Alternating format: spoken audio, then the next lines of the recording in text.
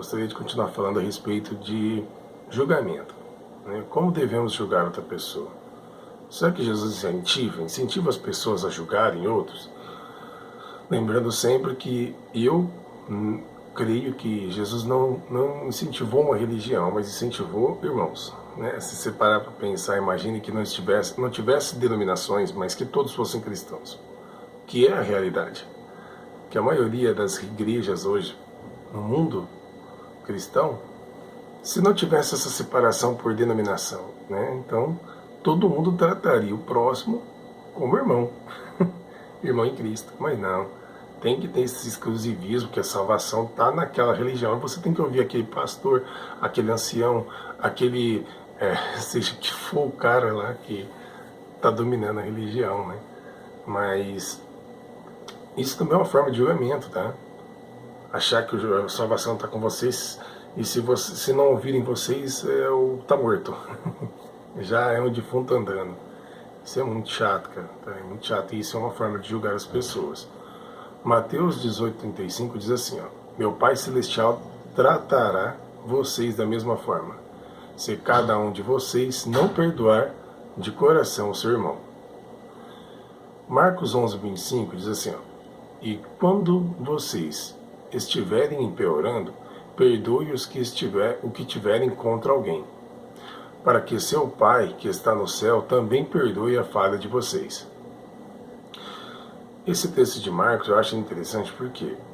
Porque todos nós erramos contra Deus. De qualquer maneira, em pensamentos, em palavras, em ações. Mas o problema é que às vezes vão pedir perdão, e lembrando que Jesus incentivava primeiro a perdoar as pessoas que devem, né, que erraram contra a gente, para depois conseguirmos obter o perdão, né, aquele que nós temos uma dívida muito maior, que é o Criador.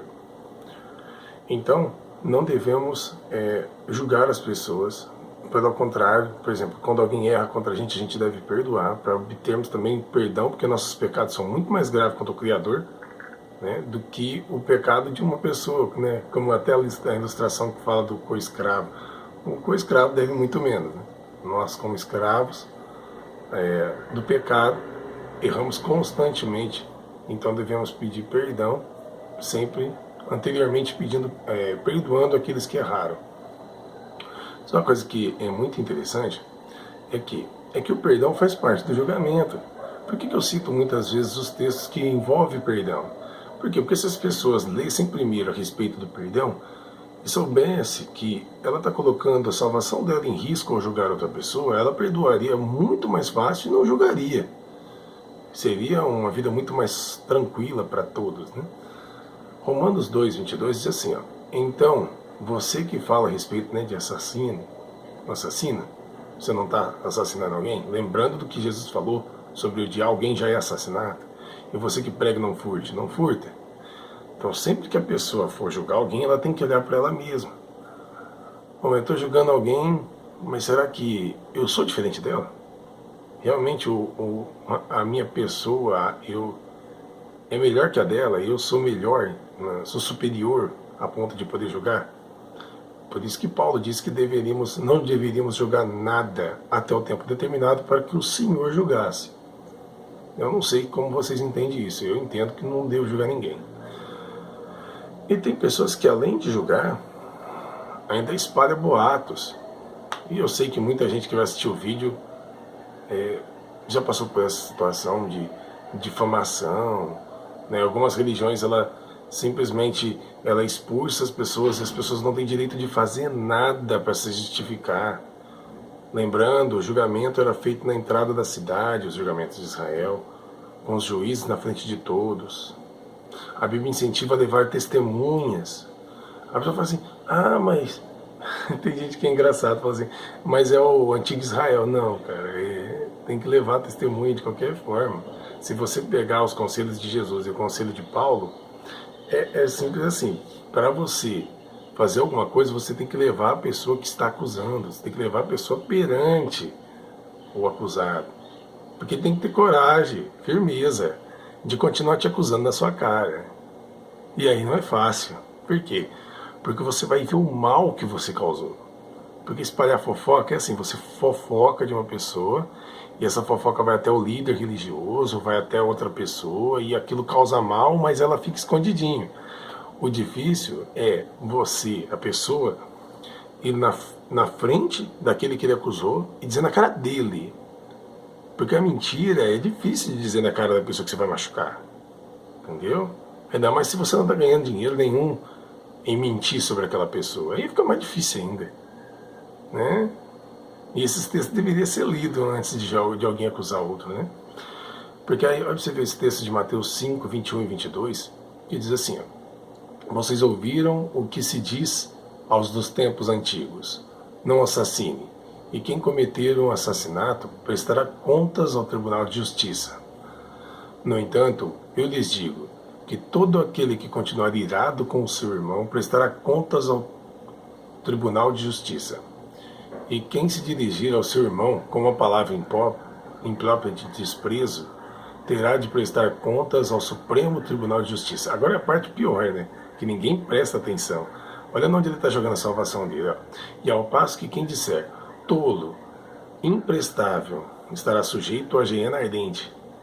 Então ele está jogando a salvação dele no buraco. Pessoa que despreza, pessoa que comete essas maldades. João 3,15 diz assim, ó, todo aquele que odeia seu irmão é um assassino. Né? E sabe que a salvação não pertence a nenhum assassino. Mas hoje em dia as pessoas, eu não sei, eu acho que deve ser muita hipocrisia.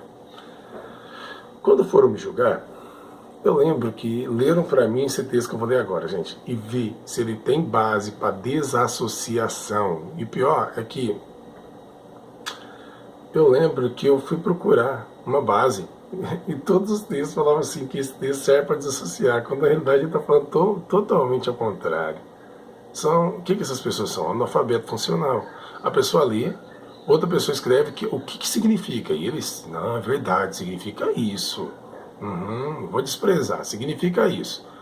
Deixa meu cérebro funcionar? Não. Pega o que o meu cérebro está pensando e joga fora. Vamos pegar o que os outros estão pensando e pôr aqui dentro.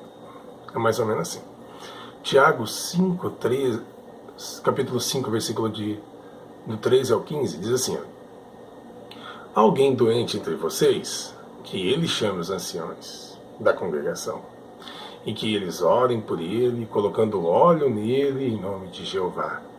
E a oração de fé fará com que o doente fique bom. E Jeová levantará também. E se ele tiver cometido um pecado, será perdoado. Tá, onde que cabe esse texto a expulsar alguém de uma religião? Não cabe nenhuma. Aí as pessoas falam assim, mas tá vendo, esse texto aí tem base para que você entre numa igreja. Não tem base para que entre numa igreja. Não nos dias atuais. Lembra que Jesus disse assim, que um dia as pessoas adorariam Deus com espírito e verdade, sem precisar de templo, tá? E o engraçado é que o versículo 16 diz assim, ó, portanto confessem abertamente os seus pecados uns aos outros e orem uns pelos outros para que sejam curados. A súplica do justo tem efeito poderoso. Então, se você pegar o contexto desse daí, não era para desassociar, era para ajudar. As pessoas não estavam bem, os anciãos tinham que ajudar, manter a pessoa ali. Ali está falando, então, se tivesse pecado, a pessoa seria perdoada. Mas por que isso? Sabe por quê? Porque a nossa mente não nos deixa perdoar por certos erros. Então, como os anciões ali, pessoas mais experientes, pessoas que eram devotas a Deus na época cristã, ele chegava ali com todo o amor do mundo, orava pela pessoa, untava a cabeça da pessoa com óleo. Então, se tivesse doente, tanto eu creio, né, que tanto espiritualmente como fisicamente a pessoa conseguiria ser curada. E também se a pessoa tivesse algum pecado que ela mesma não tivesse conseguindo se perdoar, porque você sabe que o sacrifício de Jesus é para o perdão de pecados, mas aí ela conseguiu ter o perdão. Como que alguém falando, não, você está bem, você está perdoada. Tá? Agora vamos lá. Tem um texto interessante que é de 1 Pedro 5,2. Pastoreai o rebanho de Deus, que está aos seus cuidados, servindo como superintendente, não por obrigação, mas de boa vontade perante Deus. não por amor ao ganho desonesto, mas como com entusiasmo. Deixa eu aumentar a letra aqui, porque a letra está pequena, está me deixando cego na distância que eu estou. Esse texto também, ele vem falando que devemos pastorear o rebanho de Deus, né, com cuidado, né, não por obrigação, mas por boa vontade e amor, não por ganho desonesto. Que será que acontece na maioria das religiões, né? Então aí tá, né? A pessoa sobe a cabeça dele, ele tá num cargo, às vezes ganha dinheiro. Não é no caso, né, da minha antiga religião, só se for lá nos mais altos deles, né? E daqueles que ficam, né, indo de cidade em cidade, pulando de galho em galho, que eles lá também guardam bastante dinheiro, porque não tem despesa nenhuma, ainda ganha tudo, ainda vindo do bolso do pobre. Mas esses dois textos que eu vou ler agora, que esse primeiro que eu li agora de 1 Pedro 5,2, diz que a pessoa tem que prestar atenção ao pastorear o rebanho de Deus, né? Nessa época aqui, as pessoas eles estavam bem próximos da época de Jesus, então eles faziam o máximo para imitar os passos de Jesus. Mas você aí, seu líder é dessa forma? Você que me assiste. Seja qual for a denominação, seu líder é assim? Não por ganho desonesto? Servindo a Deus com amor e boa vontade? Cuidando bem das coisas do serviço de Deus? Não, né? Muitas pessoas hoje, eles, por exemplo, quando a pessoa sai de uma religião, isso eu fico louco com isso, a pessoa sai da religião, e aí agora ela já teve decepção, pior não é isso, pior quando é ex-TJ. O cara já participou de milhões de religião, agora ele vai para outro lugar onde a pessoa era ex-TJ e às vezes agora está usando a raiva dele, isso daí é pior. O último texto que eu gostaria de ler a respeito disso é esse daqui, ó, que é o de 1 Coríntios 2, deixa eu dar uma ajeitada na capa de... 1 Coríntios 2,17. Nós estamos, pois somos verdadeiros adoradores de Deus, né?